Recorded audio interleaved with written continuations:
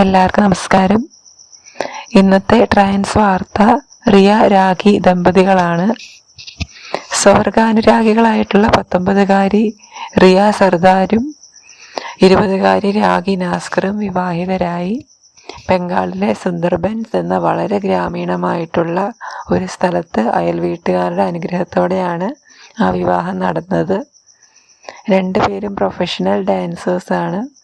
2 വർഷം മുമ്പ് ഒരു ക്ഷേത്രത്തിൽ വെച്ചാണ് രണ്ടുപേരും കണ്ടുമുട്ടിയത്. പിന്നീട് ചാറ്റ് ചെയ്തും ഫോണിൽ സംസാരിച്ചും അവരവരുടെ പ്രണയം തുടങ്ങി. റിയയുടെ അച്ഛനും അമ്മയും വർഷങ്ങൾക്ക് മുമ്പ് മരിച്ചു പോയിരുന്നു. ബന്ധുക്കളാണ് റിയയെ വളർത്തിയത്. റിയയുടെ ബന്ധുക്കൾ ഈ വിവാഹത്തിനെ എതിർത്തിരുന്നു.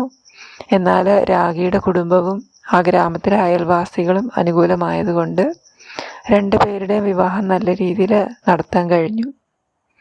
2023 സുപ്രീം കോടതി വിധിയാണ് ഇവിടെ ചർച്ചയാവുന്നത്. സ്വവർഗ വിവാഹം നിയമപരമാക്കാൻ കഴിയില്ല, പക്ഷേ 2 പേർക്ക് ഒന്നിച്ചു കഴിയുന്നതിന് കുഴപ്പമില്ല. ആദ്യമായിട്ടല്ല ഇങ്ങനെ ഒരു വിവാഹം ബംഗാളിലെ ഗ്രാമപ്രദേശങ്ങളിൽ നടക്കുന്നത്. മുൻപ് നമിത, സുഷ്മിത എന്ന 2 പേര് ഇതുപോലെ വിവാഹം ചെയ്തിരുന്നു. അതേപോലെ വാസുദേവ് എന്ന ഒരു പുരുഷൻ അയാളുടെ ആൺ സുഹൃത്തിനെ വിവാഹം കഴിക്കാൻ വേണ്ടി ഒരു സ്ത്രീയുടെ കൂടെയുള്ള വിവാഹബന്ധം ഉപേക്ഷിച്ചിരുന്നു.